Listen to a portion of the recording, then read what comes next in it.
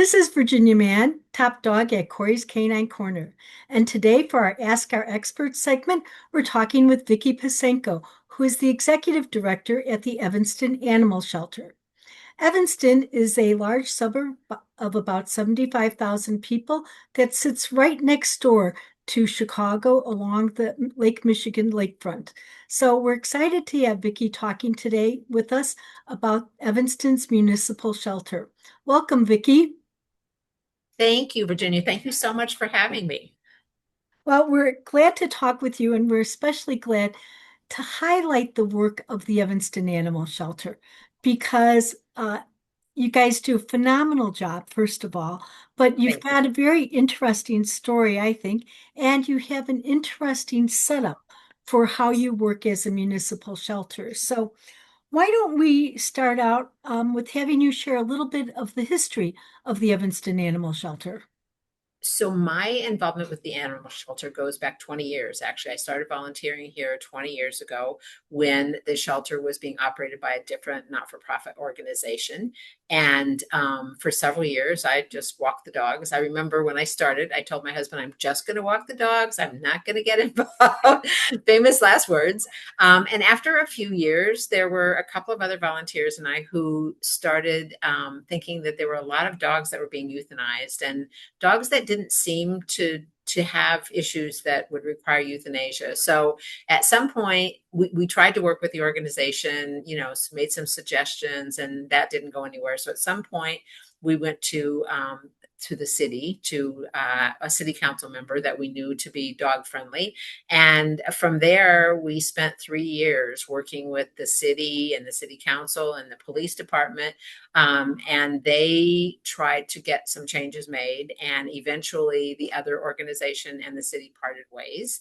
And so, of course, that left a gap, right? Who's going to run the shelter now? So we said, well, I guess we'll have to form a 501c and start doing it ourselves. So that's what we did. And that was 11 years ago. So for the last 11 years, I've been very, very involved with the shelter. And it's been just a wonderful experience to have been able to make significant changes in the way the Evanston Animal Shelter is managed. It's been great. So today, the Evanston Animal Shelter is a 501c3 nonprofit organization. Um, can you explain the relationship to the city of Evanston and how it's different from, say, the Chicago Animal Shelter or others? Right? We are the municipal shelter for the city of Evanston. So we take in stray and surrendered animals from Evanston residents, much in the same way that Chicago Animal Care and Control does that for Chicago. But we're very different in the way we're organized. So basically the city owns the building and they contract with us to operate the shelter on their behalf. So the city provides the utilities, all of the maintenance of the mowing of the lawn and all those sort of normal facility kind of things. And we raise the funds required to take care of the animals. So there's a split there. We have a very close relationship with several areas of staff in the city. We work closely every day with the animal control officer, and we work closely with the police department because they also bring in animals and so forth. And just every part of the city, we seem to have a connection with. We get calls from social service people who might have a client that needs some help and whatever. So we're very closely connected. And it's unusual. And I've heard, other people say, wow, that's really a different arrangement. And it is, but in Evanston, at least it works really, really well. So your funding is largely from donations, is that correct? Almost all from donations. We do get a $100,000 payroll grant from the city every year. The history of that is when we took over from the other organization, there were two full-time animal control officers and one part-time person who did some dog care in the morning. And the city eliminated one of the animal control officer positions and the part-time person. And so that saved them a significant amount of money. And in return, they agreed to give us this $100,000 payroll grant. So that's the only money that we get from the city is this payroll grant. Everything else is fundraising. Out, and I don't know if you want to disclose the budget, but The out of a budget budget of how much? out of a budget of approaching $700,000. I mean, as it grows every year, right? It's interesting because we've been in existence for we're approaching 11 years now. Actually, it is 11 years in June. So we've been in existence for 11 years, which is not very long. When you look at anti-cruelty, who I know you spoke to recently, they've been around for 150 years or something like that. There are 1899. yeah, there are a number of organizations like that that have been around for 50 or 75 years, and we're 11 years old. So, the overall scheme of things, we're just a baby organization and still, kind of gaining our way. And it's interesting because when I look at that, the fact that we've been around for 11 years, and in those 11 years, we've gone from, an organization that was pretty high kill. Our first goal, of course, was to go to a no kill or to only euthanizing animals that could not be placed. And we've moved into temporary quarters and we have the new building. I mean, we've made so many changes. And I'll talk a little bit later about some of our programs that we've implemented as well. We've just every year made so many changes. I look around and go, okay, it's been 11 years and we've done all these things. So what are we going to do now, right? Right, right, So it's that's the challenge, is to keep reinventing yourself as you go. right. But And reinventing yourself to meet the changing needs, absolutely, not just absolutely. of the animals, but of the community. The community. And I think that's one of the things I know, besides just our model being different in the way that we work with the city structure, the other thing that is very different for us is that we are very much a part of the community. We work closely with Connections for the Homeless and Meals on Wheels and all these other Evanston organizations. But we also, through some of our programs, like our pet pantry, we have people that come every time we have a pet pantry, and we know who they are and we know what their needs are, and we're able to help them in other ways than besides just giving them food. We very much, we know there are characters, who might have a dog that there is a person who he no longer has the dog, but he was very much a character in Evanston, and I can't say his name, but if I did, a lot of people would know who he is. And his dog would escape quite often, and we know who is, so we'd go find him. Here's your dog, whatever, because he didn't have transportation, and we knew that he wouldn't be able to come. So there's a number, just so many things like that, where we really, really do know the community and the people that live here, and we are constantly adapting to help meet the needs of those people that really need us. So, there's often talk about open admission shelters, no kill shelters, managed intake shelters. Yeah. How do you describe the Evanston Animal Shelter?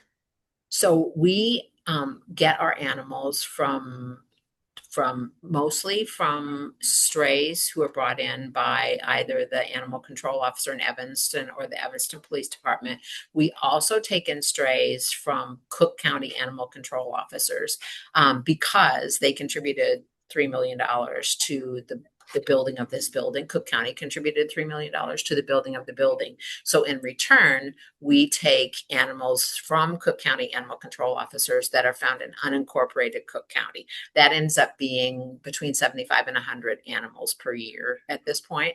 And so those are our main sources of animals, but we do also take surrenders from people in Evanston. And it's interesting because I hear a lot of different people describe open admission and what that means. So we absolutely can't, if the police bring or the animal control officers bring a stray, we take it, right? I mean, here's the stray, there's no place else for it to go. So regardless of whether we are, pretty much full or whatever our status is, we must take that animal.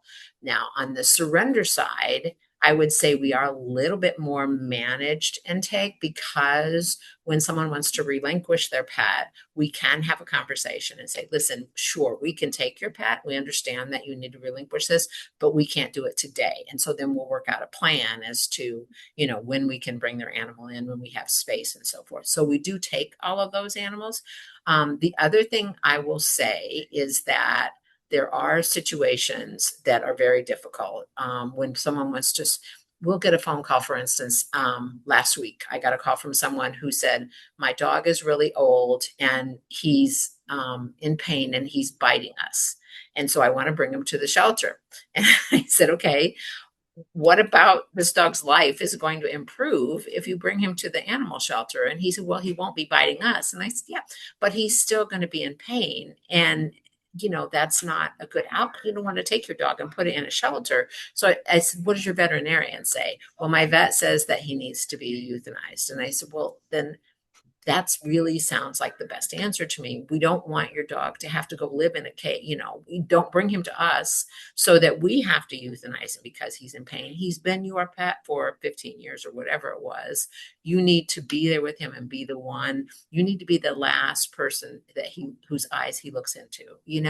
And so in some cases, people are really kind of just looking for permission to go through that process. And so we end up being some guidance counselors and all kinds of things along the way. But I wouldn't take that dog, right? I mean, it would be horrible for me to take that dog and it'd have to be euthanized, randomly by strangers. And so, you talk through those things and you get people to understand what is best for the animal and they do it, right? But so in that regard, we are managed intake. We don't just say, sure, your dog's dying, bring it here. We talk through the situations with people. So one of the interesting things with our discussion with the Anti-Cruelty Society, they mentioned that they will perform compassionate euthanasia for end of life situations like that, where, the veterinarian is recommending that that's in the best interest of the animal. Is that something that you can do if people don't have other resources or? We don't have a veterinarian on site like every day who can do that. We only have a veterinarian with access to those drugs like every other week for a couple of hours. And so we can't do that on site. But what we will do if people say, my dog is dying and it needs to be euthanized, we will help pay for it. We'll say, go to your vet, have them contact us, and we'll help cover the bill because we don't want to see any animals suffer because they can't afford to euthanize it. And certainly it's hard for the people as well. So we'll help cover it, but we can't actually do it here. And that's for people who can't afford it. It's not just. Yes. Yes, not just anybody who wants their dog euthanized, people that can't afford it. And we often know who those people are ahead of time. Like I said, we have sort of our finger on the pulse of the community, and we know, the people that come to our pantry and people that we've helped in other ways. So we tend to know who those people are that really need our help. Okay. And before we get into more specifics about how you help, all the different ways, tell us how you fit into the broader scheme of the animal health and welfare system in the Chicago area. Do you work with other shelters? Do you work with specialty organizations? How do you We fit in? So we are members of the Chicagoland Humane Coalition, and through that coalition, I have contact information and I have relationships with the major organizations in the Chicagoland area. So I know who those people are and vice versa. And then there are also a number of organizations that are smaller rescues, sometimes breed specific, sometimes, they just have a specialty that they like big dogs or they like old dogs or whatever. And so we do work with those organizations. It's interesting because most of the rescues in the Chicago area are focused on helping Chicago animal care and control. And that's not a bad thing, right? I mean, we know that that's where the desperate need for assistance is. And so we understand that they're focused in that direction. But there are times when, we'll have like a senior animal, for instance, that just shouldn't stay in the shelter for any length of time, or that we're going to have trouble placing, that we will transfer an animal to another rescue. it isn't a regular thing that happens every week, but we do it. Okay, great. So let's talk about your services. Because Absolutely. that's one thing I am so proud of Me what too. of you guys. You guys make me so proud with the work you do. And I mean, truly, you are looking out for Evanston's neediest animals from birth to beyond death. I actually like to say not only for the animals, but for the people who love But them. for the people, So let's it's talk about some of the services okay. that you offer. One of the things is that our philosophy is uh, when we first started out, one of the hardest things to do, and it's still a hard thing to do when we have to do it, is when there's someone who loves their pet dearly, but they can't afford the food or the med, whatever. For some reason, they can't keep the animal. It is the most heartbreaking thing to watch someone come in and sign over their animal to us and walk out that door. I mean, grown men break down in tears. It's awful. And so that's always been one of the hardest things to do. So early on, we started saying, you know what, these people don't want to surrender these animals. And the animal isn't in a better place if it has to find a new home, right? They're with people who love it because they're, hit some financial hard times or whatever. They shouldn't have to give up their animal. So one of the earlier programs that we started was the custodial program. Now I we said this the other day. If I could have a whole 501c3 and a whole shelter 3 times this big, and I would not be able to handle all of the requests that we get for custodial services. It is, Wow. and many of them come from outside of Evanston because we're one of the few organizations that have this program. We focus on Evanston because that's all we can do. But people, imagine if you had to go to the hospital, if you were alone, didn't have much of a support system, and you had to go to the hospital for 2 weeks. I mean, it's not even a long time. If you don't have someone who can care for your animal during that 2 week period, do you relinquish it? What do you do? Right. And no one should lose their pet because they have to go for a 2 week hospital stay or their house burns down or, a domestic violence situation. Losing your animal for those circumstances is just the saddest thing I can imagine happening. So we started our custodial program, I believe it was in 2015. There was a social worker who came to us and said, I have a family who's lost their home, and there's 5 kids and they've lost a lot of their stuff. If you're evicted, your stuff doesn't necessarily get moved where you're going. And the kids said to her, we don't mind losing our stuff, but we can't bear the thought of losing our dog. How can we make that not happen? And we said, we should make that not happen. And so we took this dog, her name was Diamond. We took her and we created our custodial program based around Diamond, took her in for 6 weeks.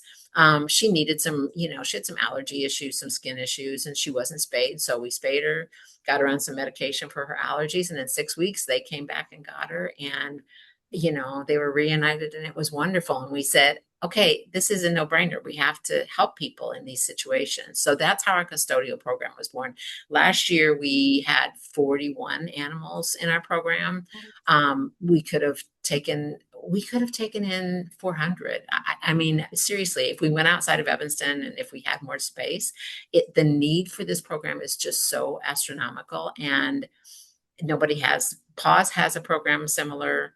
They also have a limited number that they can handle. I know there is an organization in Northern Illinois that does just domestic violence victims, and they are full all the time. It's just crazy how much need there is. So that's one of my favorite programs, and always will be one of my favorites because handing those animals back to people is just the best thing in the world. And And then before we move on to another one, I just want to clarify because I don't want you to be inundated with calls and people at your door, line out your door, that at this time, this is a program available for Evanston residents. to residents. And even then, it isn't always available because there's just so much need for it. If we have the space, we'll do it. But if we don't have the space, we have to turn people away. So Okay. yeah, it's So, tough. okay. So this is a custodial program for Evanston residents. Yes, for Evanston residents. when Yes. we have space. When you have space, excellent. Yes, But I really know. what I know I have read in the paper about people whose home has burnt down and you guys have stepped in to take care Yep, of their pets yep. while they got relocated and really is such a great gift. Really a It great is, gift. and it's a wonderful thing to do. I mean, why should those animals have to find a new home, a new family, just because, something happened to their home? So Right, exactly, exactly. so that's one of our favorite programs. And then, the food pantry, the pet pantry is another one. We've always had a limited number of bags of food available. Somebody will donate a bag of food. We'd stick it in the back room. Somebody would come along and say, I need food. We'd give it to them, right? It was maybe a dozen bags of food a week until COVID. And then, we sat here in the old building and looked across James Park and saw the lines of people in their cars because the city had a human pet food uh, bank at James Park. And the people were lined up. I mean, down from, it was at the Levy Center in the parking lot. People were lined up down that road. I mean, it was crazy the number of people in line. And we said to ourselves, if they can't feed themselves, they can't feed their pets, right? I mean, that just makes sense. So we reached out to the city and said, what about if we brought some food over there for pet food? And we started doing that. And then it became more and more and more as the crisis went on. And at one point, I think we were taking 100 bags of pet food over there once a week for them to distribute with the human food. And, we didn't have a budget for it at that time. It was just, this is what we have to do. We'll find the money. And we did.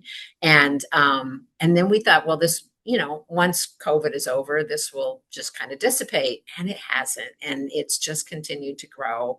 And so we now, in our new facility, have a special room where we keep the pet pantry items, and people can now come in and, look at the shelves and help select their own items that they need. And we have, besides food, we have so many donations. People are so generous in this regard. We have collars and leashes and beds and scratching posts and, pretty much anything that people can need in terms of pet care in addition to the food. So, And um, even toys I saw when I even toys, toured yes, your lots of facility. toys. Yeah, people lose their animal. They want to feel that they're passing it on, and so they'll bring their toys and things here.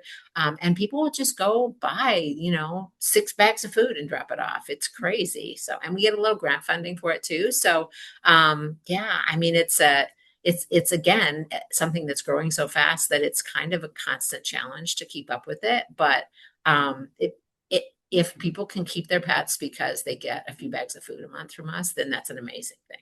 So, And so you mentioned 100 bags a week during COVID. yeah. Do you have a number now that you want to share? I can tell you that thousands of pounds. Last year, we gave out 74,000 cans of dog and cat food, Oh my God. 40 43,000 pounds of dry dog and cat food, 33,000 pounds of cat litter, and we served 501 families. So it's thousands now, which is, 501 families. Wow. yeah, 501 families. Excellent. And again, we're talking for Evanston residents because you are an Evanston Actually, Animal Shelter. actually, for the pet pantry, it is a little different. For the pet pantry, people can come. It used to be pretty open, but then we started getting people coming from very far away. So we now cover Evanston and any of the zip codes that are contiguous to Evanston. So Rogers Park, Wilmette, Skokie. So we allow people to come from those zip codes that touch Evanston. It just seemed cold to turn people away. So, and we Right. had been covering when it was smaller, we could cover a broader area. So, we didn't want to, but then we found that there were some people that were moving away and driving back. And we're like, no, you can't do that. There are food pantries in your area. You can find one. So Right. And I know that you have a foster program. we do have a foster program. We cats, especially right now, for example, we have 61 kittens in our care, and they are Oh not my all here in the gosh. building. I know it's been an early kitten season already. I have a pregnant mom. I'm in my office, and there's a pregnant mama sleeping back there, and this she's going to go to a foster home tonight, so she can have her babies. But we have 61 kittens in our care, and all but a dozen of those are in foster homes. They're as they get old enough, they come back to be adopted, and we have about a dozen on site. And in addition to that, we have seniors and maybe animals that are just a little bit more difficult to place that need some time away from the shelter for stress or whatever. We have more cats than dogs in foster. I mean, we have more cats in general than dogs, but we have more cats than dogs. But yeah, it's anything from short term, just a few weeks to let them decompress a while from being here, to more long term, sometimes several months before an animal is really ready to be adopted. So yeah. And I know that you have an amazing staff and an amazing core of volunteers. And I want to talk about some of the things they do that maybe are, I don't know if they're extracurricular or they're part of your plan or not, but I remember seeing on social media there was a family who was on vacation. Their dog got away from the sitter and was roaming the area, and no matter what people did, they could not catch this dog. That And was Roe. His name was Roey. and okay, and our canine director Tanya was so involved in trying to catch him. The people, I think that he escaped like the first day they were gone, and he was a doodle of some kind. And they're very resourceful creatures and very energetic, and he was evading everyone. And it was unfortunate in many ways that it was, I think, Easter break when or spring break kind of time when kids were not in school. And as soon as as soon as people started announcing that he was out running around, kids got on their bicycles and were chasing him, and we're like, no, stop chasing him. So he was very resourceful, and I think he ran around Evanston for like 5 days yeah, before Tanya, a couple of other people who were helping managed to, they sort of figured out his pattern, because that's important when you're trying to trap an animal, right? They sort of figured out his pattern, and it seemed that he was coming back to this one spot. So they set a trap there, and he came to the trap but didn't go inside. But he did manage, they had put a blanket of his in the trap, and he managed to pull the blanket out and was carrying it with him. And then he wandered into someone's backyard, and she closed the gate and called and said, he's here. And so they went over and managed to catch him. And he was at the shelter for 3 or 4 days, I think, before the family came home. But yes, it was there were t-shirts about his rescue. Some people printed t-shirts. It was quite, and you are right. Tanya has been our canine director for a decade, and she is so amazing and so dedicated to situations like that truly are above and beyond. She had her personal cell phone number plastered all over these posters, and she even, during that, this is the thing that we in our current society you have to find hard to understand. There was one person who called and tried to scam her. Oh yeah, I have the dog at my house, and basically she was trying to get money, and it's like, it was clear right away that it was a scam. But who does that, right? who, right. who tries to scam somebody when they're just rescuing a dog? It's crazy. So Yeah, no, I felt like half of Evanston was cheering Tanya on in yes, her they were. efforts to They were. rescue that I dog. had a party. The people that were so involved in it, after Roey had been caught, they had a party and they printed T-shirts. I mean, it was cute. It was so fun to watch so many people come together. And it's interesting because that's what, from my perspective, that's one of the things that animals do for us, right? They are a common denominator. There may be someone that you have nothing in common with in this world, but you can usually agree that the welfare of an animal is an important thing, and come together on that topic. And it's one of the things, we have, you mentioned roughly 200 volunteers here at the shelter. We have 3 full-time employees and 2 part-time employees, and about 200 volunteers who do everything from, walking dogs and cleaning kennels, cleaning litter boxes on the cat side, socializing the animals. But they also do things like mopping the floors and The pantry has volunteers who help, distribute the stuff, help stock the shelves and so forth. And in this new building with all these windows, there are people who come just wash the windows because it's a thing, right? So volunteers do all sorts of things. But what's interesting is that, that they come from all different walks of life. From, some of them are students who are just here for a couple of years. Some of them are long-term residents of Evanston. Age-wise, they range from 16 to, I think the oldest volunteer is 86. So all these variety of ages and backgrounds, and yet everyone comes together with the common goal of taking care of these animals. And there's never discord. There's no politics. There's no anything that is inappropriate. It's all just, we're here for the animals, and that's all that matters. And that's so it's so refreshing, I guess, is what I would say in our world right now that is so splintered and so divided in so many ways, to see that everybody can come together and share the same goals. Right. Oh, that's wonderful. And what a testament to your organization that you attract 200 volunteers. That's Yeah, amazing. it's amazing. That's We have some volunteers who have been here for 20 years, 25 years. Some have been here longer than me. We have a few that have been here for like 25 years.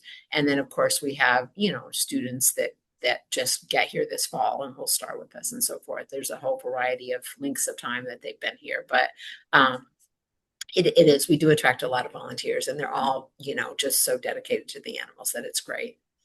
And I know some of those students are from Evanston's Northwestern University as well Yes. as the Northwestern schools systems. Yes. So, Yeah, both. We have some high school students can typically only work with cats because the age for dogs is 18. But we have a number of high school students who are involved in some way, and they're so fun. It is so fun for me. For instance, your neighbor started here when she was 16, I think, 15 or 16. Back then, it might have been 15.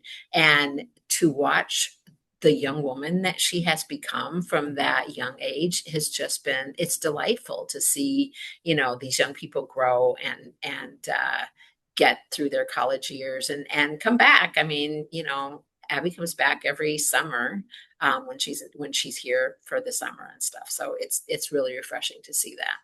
yeah, it's really exciting. So, tell us. We have one other program I should talk about. The Okay. other program that we have is the free vaccines. Oh, Um, yes. a Yes. year, twice a year, we host a free vaccination and microchipping clinic, and it's expensive. We offer rabies vaccines and the rabies tag, and distemper vaccines for both dogs and cats, and microchips. And so, those cost, if you go to a private vet for just those three things, it's $150 easily. In some places, probably more than that. And the rabies vaccination, is required by law. So it's very important that people have that. And then the distemper for cats and dogs both, is just such a safety thing for the animal. If they're exposed to something, it could be fatal if they don't have a vaccination. So we're very happy to do those. We used to do once a year. Since we moved into the new building, it's easier to do the clinic than it used to be. Everything's easier in the new building. And so we started having it twice a year. And last year we served, I think, 225 animals between the two clinics. We partner with Cook County. They pay for the veterinarians to do the shots, and they pay for the vet tax, and they supply some of the materials, we supply some of the materials. So it's a partnership. But I think that's very important. And we're actually at the moment talking to the Evanston Animal Control Officer about doing a pop-up clinic in the Fifth Ward in probably August. It would be just for Fifth Ward residents, because that's where I think it's harder. A lot of the people there have more difficulty getting to our clinic, and there are a number of dogs that we know probably don't have vaccinations. And so we thought we'd try going to the people this time and see how that goes. So in mid-August, we're going to do a small pop-up clinic in the Fifth Ward and see how that goes. Oh, that's exciting. And, I do want to reiterate to our audience the importance of rabies. I think that in the US, we sometimes lose sight of that because it's not a broad scale problem, but Right. it is in parts of the world. And rabies, I just want to reiterate that rabies is highly contagious to people as well as all mammals, and Right. that once symptoms show, there is no cure, not for your dog, not for your cat, Fatal. not for Yeah. not for the skunk outside, not for you. And Yes.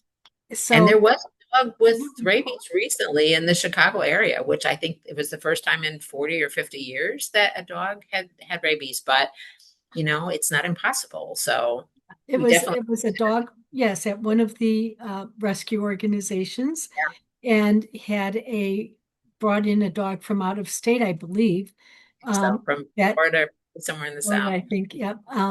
That was rabid. And even though I believe they had vaccinated the dog, it was too late. The dog went to a home, and there were, I think, 15 people that had to get the rabies vaccines, which are multi-series vaccines, They are because again, rabies is deadly. not, It is 100% deadly once symptoms appear, which is why vaccination is so important, and why your work in providing free vaccines a couple times a year is so critical. So thank you for doing and that. it's also a violation of law Right, to not have your animal vaccinated. And so, this way people are not out of compliance right, automatically by not doing it. right. In fact, it is it's pretty much a universal law in the United States that all 50 states have laws that require dogs to be vaccinated against rabies. Most of them also require cats to be vaccinated against rabies, and some of them require ferrets to be vaccinated against rabies. So if you have a cat, a dog, a ferret, or other mammal, talk to your veterinarian, make sure they are vaccinated, up Yes. to date with their rabies vaccine. And I'll just share a quick story. Um, I knew a person who knew I worked with veterinarians a lot, called me one day. I don't know what to do. They want to impound my dog. My dog got into a fight with another dog while out on a walk. Wasn't serious injuries, but there was a break in the skin. And it turned out that this dog's rabies vaccine was past due. And so the person had to have the dog impounded at a at their expense at a Yes. veterinary hospital for a period of time. I think it was 2 weeks. I could be wrong. That's 10 days. It should be 10 days. 10 days, okay. And the alternative to that would be to euthanize their pet. Right. So it's a serious issue. It is. And, that can happen. They can get in a small altercation, and as you said, it doesn't even have to be serious. But if skin is broken, then here you are. And if you can't afford to impound the dog at a vet's office, then, you know, you have deep problems. So Right, right, exactly. So those are a lot of really, really great programs that you offer. Let's talk about some of the hard stuff, though. End of life care. So, you get dogs that are found on the streets. You get dogs that certainly have all different backgrounds, all different types of dogs and cats, all different types of personalities. Are they all adoptable? no, they are not. And it's interesting because that's one of the fallacies of the no kill designation. I don't like the term no kill because people think that means never kill, and it doesn't. I mean, obviously, one of our responsibilities is to make sure that animals, both cats and dogs, that we're placing are safe and are safe to be in public, right? Are safe to live with people, are whatever. And it is one of the most difficult things we do is to make those decisions about that because to your point, so many animals come to us a total blank slate. It was found on the street. We have no idea if it has what's happened in its life up until then, right? We don't when an animal comes in, We have a process that we go through. We have thankfully in the new facility we have 3 kennels that have, we call them guillotine doors, that have a door that goes to the outside where you can open the door. So you can put the dog in this kennel, and there's a door that goes to an outside run. So if the dog seems, a little cranky with us from the beginning, and some of them are, they're scared and whatever, we can put in one of those kennels and not handle it until we've given it some time to decompress, a couple of days. Usually dogs that are scared is the primary reason, that might be a little cranky. We'll give them 2 or 3 days, they decompress, and all of a sudden they're like, oh, you're my friend. It's okay. And we get that. I mean, I think about my own dogs, if they were dumped in a shelter, they'd be like, what is happening? And, why are you touching me? So that's not unusual. But to your point, there are some dogs that, the decompression doesn't happen, or at the longer they're with us, the more we see that they're just not going to be suitable to be placed back in the community. I would say there are 6 or 7 of those dogs a year. It's not a lot, but 6 or 7 times a year, we do have to make those difficult decisions. We don't make them in a vacuum. We have a trainer who works with us who, comes in a couple, 3 mornings a week and works with our dogs. And of course, I mentioned the animal control officer is very involved here at the shelter as well. And many times she's the one who's brought the dog to us. So she's had some experience with it from there. Sometimes veterinary staff are also consulted, but we sit down, our canine director, me, another person who handles dogs every day, and these other people, and we have a checklist that we go through, that asks questions about the dog's behavior and what we're seeing, and is there a safe place for the dog? Is there another rescue that could do better with this dog than we do? Is, those kind of things. And sometimes the answer is there just isn't a place for them, and so we do have to make those difficult decisions But behaviorally. I do want to stress that that happens 6 or 7 times So out of how many animals out of, do you treat? let me look how many dogs do we have last year? Let's see. Out of 189 dogs that we handled last year. So it's not a big number, but what's hard is that even though it's not a big number, every one of those is devastating for us, right? Because every one of those, you're making this decision to end the dog's life. And it's hard, but it's one of the things that we recognize. It's also hard for volunteers, because especially some of the younger volunteers, and they start, and it's like, but I thought you were no kill, and it's like, we are, but let's talk again about what that means. So it's So interesting. let's talk about what that means, because I it's a term that I dislike greatly. I don't like And it either. because so because the official best friends or whoever designation of no kill is a live release rate or a save rate of 90% or higher, and our save rate has from the beginning averaged 97%. But that includes not just behavioral euthanasia, but medical. I mean, we also take in animals. We might take in a cat that was hit by a car that's literally dying, that has to be euthanized. That would count in that number as well. So why is it 90%? I don't know, because somebody made an arbitrary decision that 90% was the number, but it's unfair because for instance, we're an open admission shelter that takes in animals off the street that we know nothing about, as opposed to some other organizations where they go, oh yeah, we'll take that one and we'll that one, and that are picking and choosing them, and those should have a really high save rate or a high release rate.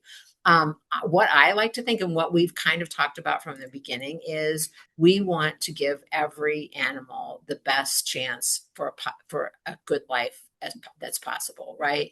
And that means if we, placing them in a home, ideally, it may mean that we put them in, we have forever foster homes. It may mean a hospice, that's basically a hospice situation. It may mean we place them in a hospice foster for some amount of time.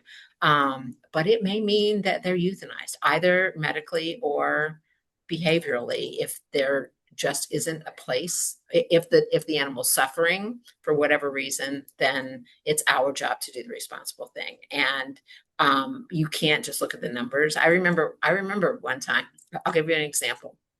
A few years ago, there's a shelter in the area that has a bad reputation, whether it's deserved or not.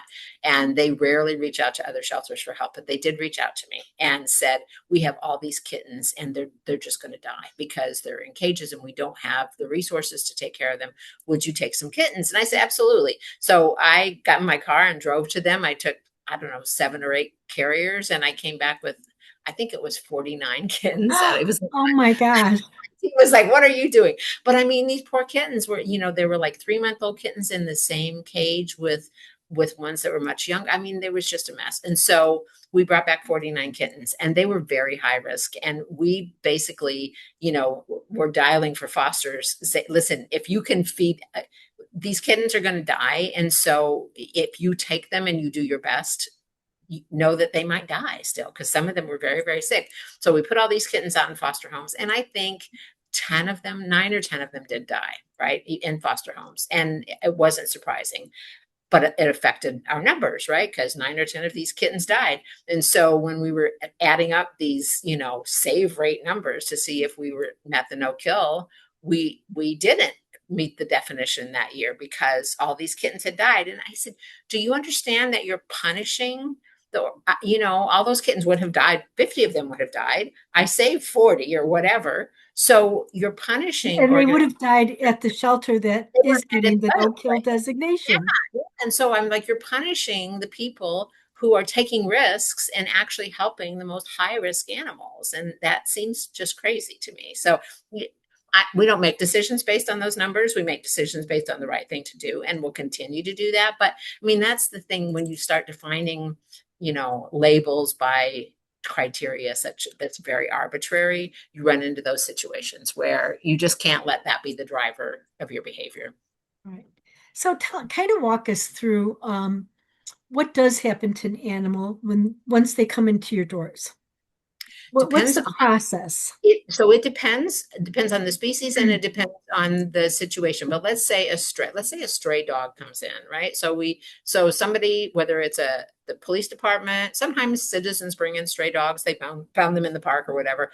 A dog comes in, it goes into our intake room for the first few days. We immediately start paying attention to its behavior.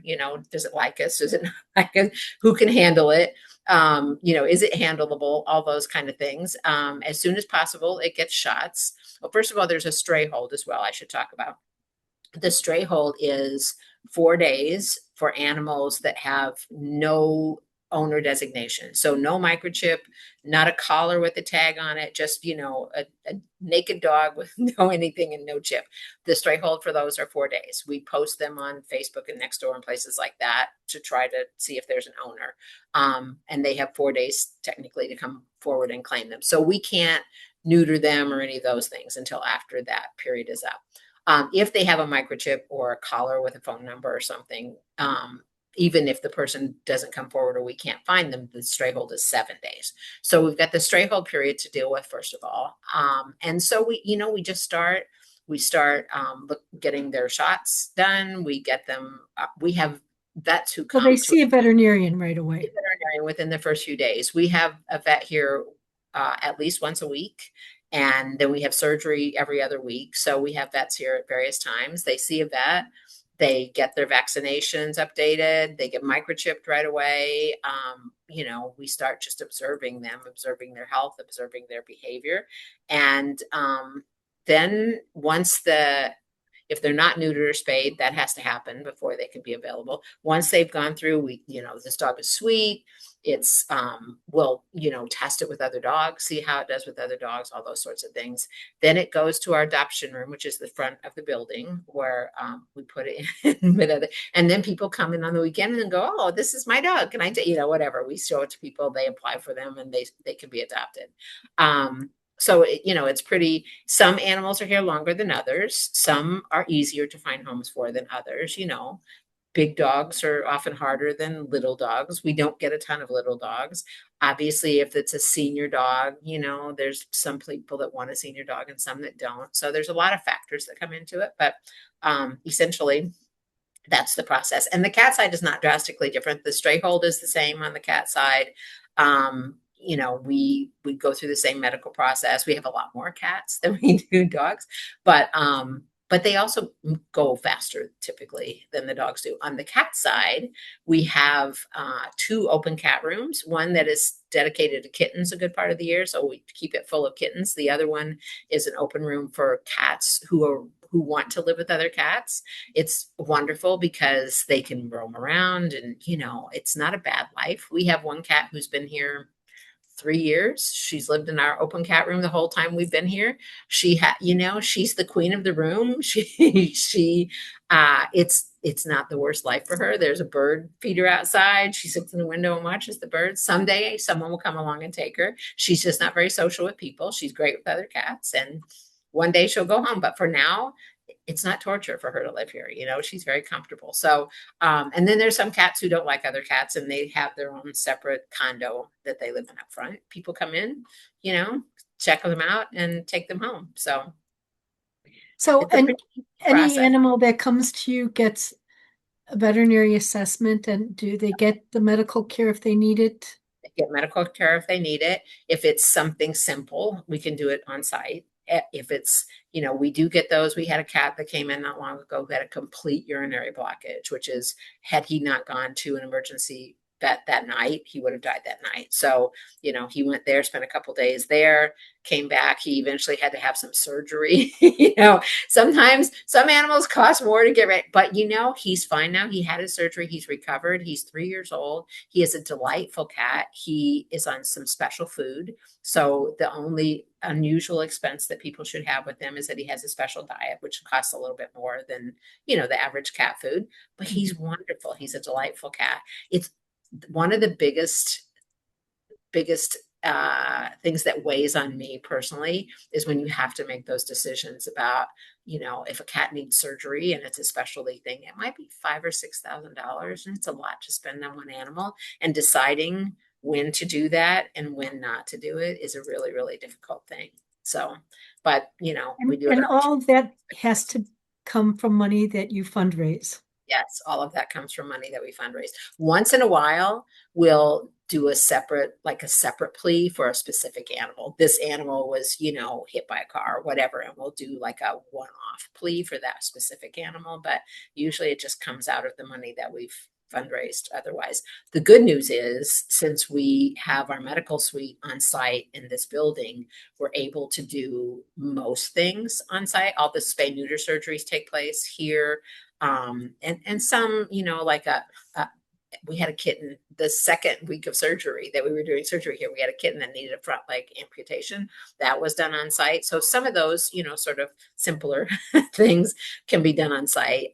There's still always going to be a need for emergency care. There's still always going to be a need for like the urgent care places. If there's an animal that is just really sick over the weekend or something, they end up going to urgent care. But we can do so much more of it now on site. It really is more cost effective, and it's better for the animals. They don't have to be hauled by car to, a vet back and forth.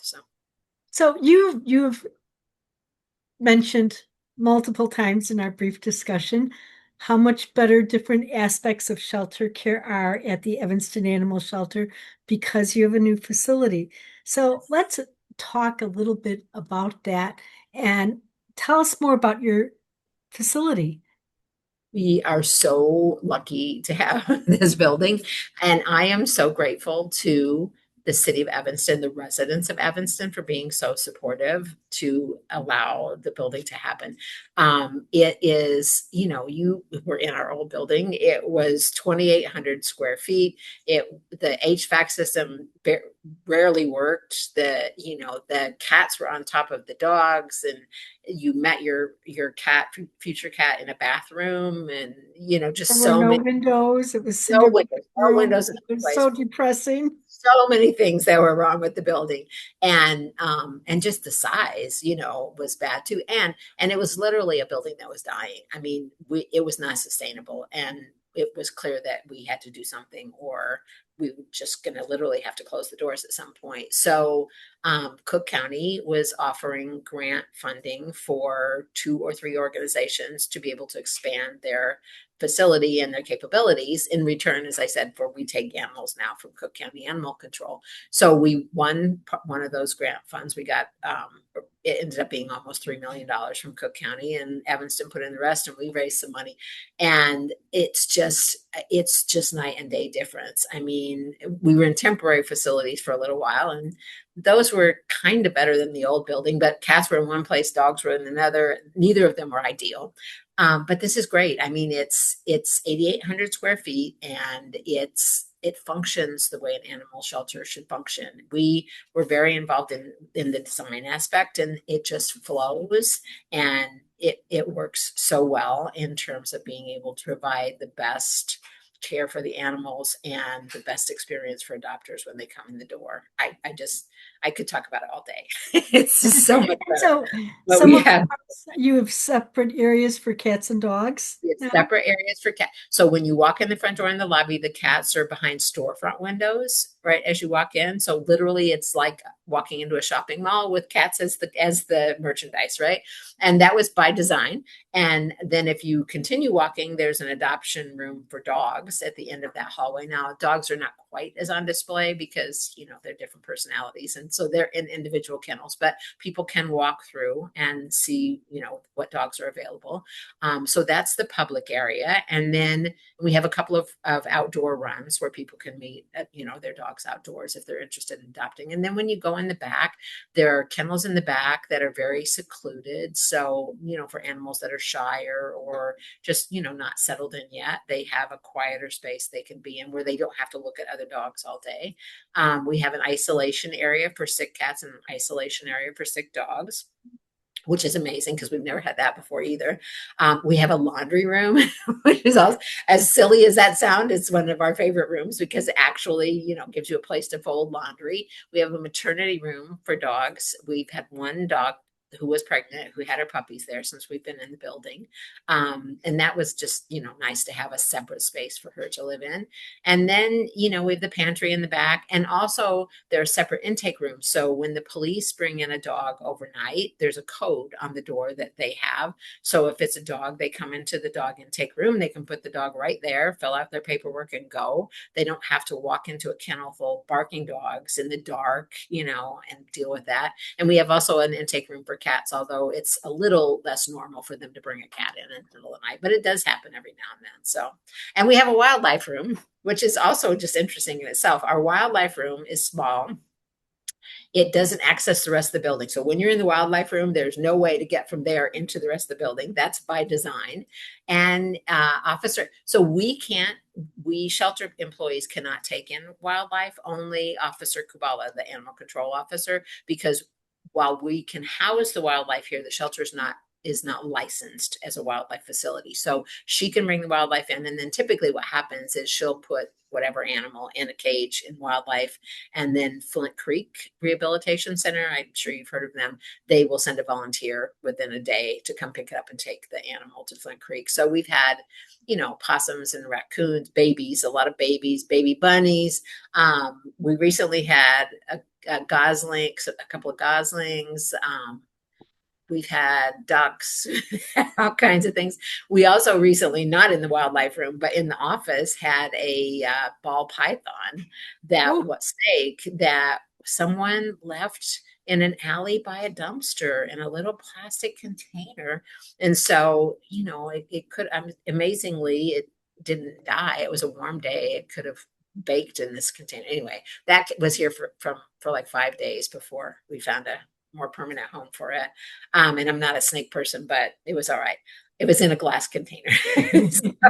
So we have all kinds of critters like that, just pass through our doors that we really don't have too much to do with, but it's interesting to see them at least.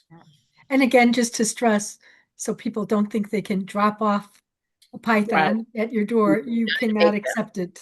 Right. They only can come through the animal control officer. They really have to call the city and have Perry pick them up. And, again, it's like, and I would also encourage people who are listening when we had the rabies discussion, or just in general. I mean, an injured squirrel, an injured whatever wildlife is going to bite you if you don't know what you're doing. You don't want to handle injured wildlife. You shouldn't be handling these things unless you know how to do it. And so while I know it's everybody's first inclination to want to help wildlife when it's injured, it's really dangerous to try to, pick up a squirrel or pick up a raccoon or something. And even with the babies, they carry diseases, and unless you know what you're dealing with and how to do it, you just should call and not try to handle the wildlife yourself. Right, exactly. And that's so important to stress, not to Yes. do not handle. Not pick up the It's injured right, squirrel. right. And in fact, I think last year there was a case of rabies where a farmer got scratched by a skunk and died from the rabies. And Yeah, so it's a big problem. If it's a big problem. it's a And people, serious, I should say, a serious problem. it doesn't happen often. And so people just kind of think it doesn't happen at all. But, it is a serious problem when it does happen. Yeah, exactly. What else do you want people to know about your organization? I think the one of the main things, one of the things I think I mentioned a little bit, but I'll talk about that a little bit more, is one of the big differences between us and many other organizations is that we are intimately involved in the community of Evanston, right? We work with city leaders, and we work with the police and animal control officers, and other organizations like Connections for the Homeless, and whatever. So we're intimately involved in the city where we live. And I think that's kind of unique from an animal shelter perspective. I also want to mention that the city is so supportive. The residents, the staff, the city staff, everyone is so supportive. And I think that people in Evanston don't realize how lucky they are to have an animal shelter, not just because of us, but just to have an animal shelter in general. The number of calls that we get from all the surrounding areas, all of many suburbs in the north, and even from pretty far away from here, all the way up to Wisconsin, of people who have some kind of animal, they want to relinquish their pet, or they have some a feral cat in their whatever, that those other municipalities have zero services. Some of them don't have an animal control officer.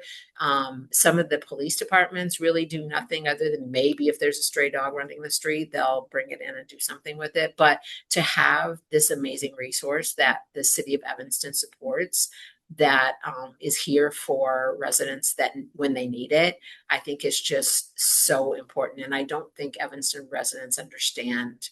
Other people will say, well, what am I supposed to do? And I'm like, call your village, whoever represents you in your town, and tell them that you need some kind of support services, because Evanston can't take that burden on for every suburb in the north. We just can't. And I think that that's really an important differentiator for the city of Evanston, that it's such a caring community, and they care about the animals and the people as well. I mean, as we've said, it's hard to separate. The human animal bond is very strong.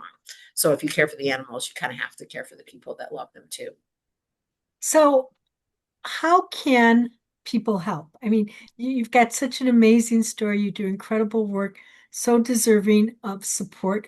What are some of the ways people can support the Evanston Animal Shelter? Obviously, financial support is amazing. I mean, it costs a lot to support all the animals that go through our care. So money is always welcome. We need volunteers all the time. We have a good number of volunteers, but there's some turnover, especially Northwestern students. Northwestern students tend to make up about 20% of our volunteer pool, and that every year there's a turnover there. So we always need more volunteers, and even if it's not everybody is in a position to come once a week and walk dogs or whatever. We need people to wash windows. We need people to come and help with the pantry, right? That's a big thing. We have pantry twice a month, and even outside of the actual pantry dates, there's shelves to be stocked and organizing to do and so forth. So, all of those things are important activities. So yeah, I would say just either volunteer, come and adopt. Obviously, that's a good way to support us. If you can't adopt, but you have the ability to foster an animal for a short time, we have more foster for cats than dogs, more needs for fosters for cats than dogs. But we need both. And that's a good way to, kind of get your animal fixed without a long-term commitment. Right Right. now, kitten fosters specifically, or pregnant mom sponsors. I told you I have this pregnant mom who's sleeping behind me here. So yeah, all of those things are helpful. So where can people learn more? So they can go to our website. The website is www.evanstonanimalshelter.net, all one word, or you can Google Evanston Animal Shelter, and I'm pretty sure we pop up right away because a lot of people find us that way. Excellent. Great. Well, thank you so much, Vicki, for all you and your team do at the Evanston Animal Shelter to make the world a better place, not just for animals, but really and truly for the people who love them. So thank you so very, very much. Thank you, and thank you for having me. Okay. To learn more, visit Corey's Canine Corner at www.corey'scaninecorner.com. Follow us on Facebook. You can also subscribe to us on Substack now. There is a free subscription as well as paid one. So we hope to see you at the corner sometime soon.